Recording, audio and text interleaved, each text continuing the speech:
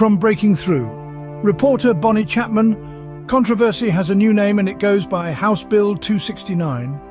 In the heart of the bluegrass state, Kentucky Republican Nick Wilson, a former survivor contestant turned public defender, found himself in a whirlwind of public outcry. The contention? An attempt to amend Kentucky's incest law by removing first cousin from the list of unlawful familial relationships. This saga began in early January, when House Bill 269 was introduced. A seemingly innocuous piece of legislation, it aimed to address the state's incest law, among other things. However, the bill soon stirred up a hornet's nest when it proposed to remove first cousin from the list of prohibited familial relations. Nick Wilson, a public defender with a flair for the dramatic and a man well acquainted with controversy, was the face of this bill.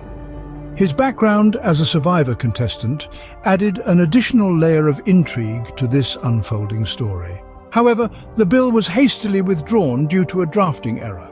This was not before it garnered significant attention and criticism. Notably, Eliza Orlins, a fellow survivor contestant turned public defender, was vocal in her criticism of Wilson and the bill. The outcry from the public was loud and clear. The legislative priorities were under scrutiny.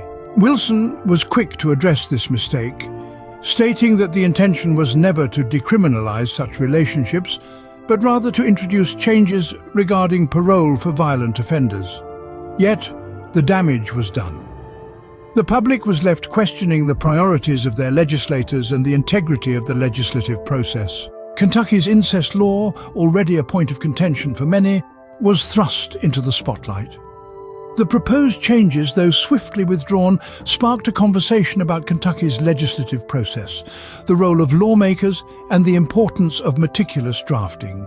In the wake of this controversy, the citizens of Kentucky are left with many questions. What is the role of their elected officials? What should be the legislative priorities? And how do such glaring errors occur in the drafting of a bill?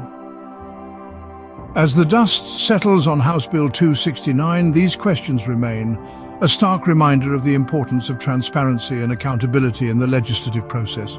To stay up to date on the latest legislative news and to see Bonnie's latest articles, subscribe to Breaking Through News on the Newsbreak app or on our website at breakingthrough.com.